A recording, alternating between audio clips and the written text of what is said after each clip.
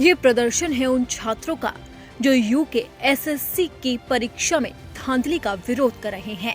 Paper leak मामले को लेकर ये तस्वीरें सामने आ रही है देहरादून से, जहां पर हजारों की संख्या में छात्र सड़कों पर उतरे हैं और जोरदार प्रदर्शन कर रहे हैं और सरकार से कार्रवाई की मांग की जा रही है। छात्रों का हल्ला बोल तेज है।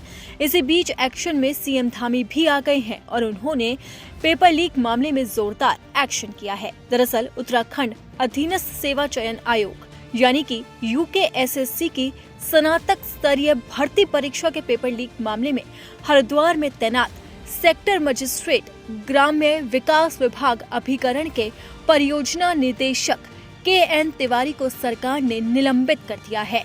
वहीं टिहरी अगरोड़ा डिग्री कॉलेज के असिस्टेंट प्रोफेसर सुमन को भी निलंबित कर दिया गया। नकल मामले में वरिष्ठ पुलिस अधीक्षक ने बहादुर जट स्थित परीक्षा केंद्र पर तैनात रहे एक दरोगा और एक सिपाही को भी निलंबित कर दिया। वरिष्ठ पुलिस अधीक्षक प्रेमंत्र डोभाल ने बताया है कि रुड़की सीईओ नरेंद्र पंत को पूरे मामले की जांच सौंप दी गई। दरोगा रोहित कुमार और कांस्टेबल ब्रह्मदत्त जोशी को निलंबित कर दिया गया है। वहीं इस मामले में ऋषिकेश पुलिस का क्या कुछ कहना है, आपको वो सुनाते हैं। देखिए, ये जो खालिद है, इसकी जो गिरफ्तारी हुई है, इसने अपने बयानों में जिस तरह से बताया है, वो ये बताया है कि इसके द्वारा जो 4 सेंटर भरे गए थे, उसमें से एक सेंटर इसके घर के काफी पास था और ये उससे थोड़ा फेमिलियर भी था। तो क्योंकि ये पहले भी आयोग के एग्जाम इसका द्वारा बताया गया कि दे चुका है और कुछ ही नंबर से रह जाता था, तो इस बार उसने प्लान किया कि मैं सेंटर में पहले से ही जाकर फोन वहां पर प्लांट कर दूंगा और इसने यही किया। जो इसका सेंटर था उसमें एक दिन पहले जाता है लगभग 7:30 बजे।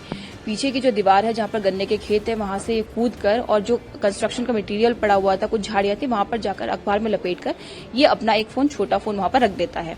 उसके बाद अगले दिन 21 तारीख को जिस दिन एग्जाम था, उस दिन ये सेंटर में जाता है फ्रिस्किंग चेकिंग के बाद और टहलने के बहाने उस जगह पर जाता है जहां पर कि इसने फोन रख दिया था। फोन लेकर ये विंडशीटर में और उस क्लास में जाकर बैठ जाता है। मौका मिलते ही ये उस जो पेपर था, एग्जामिनेशन पेपर, उसके 3 जो क्लिक है वो लेता है और वॉशरूम जाने का बहाना करके ये आता है वॉशरूम में और अपनी बहन साबिया को उन 3 क्लिक को भेजता है, जो कि आगे सुमन को भेजती है और सुमन उसके आंसर्स, फिर साबिया और फिर आगे इसके पास आते हैं।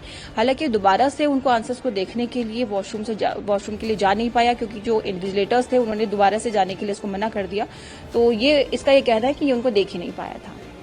और कितने लोगों की संलिप्तता इसमें हो सकती है?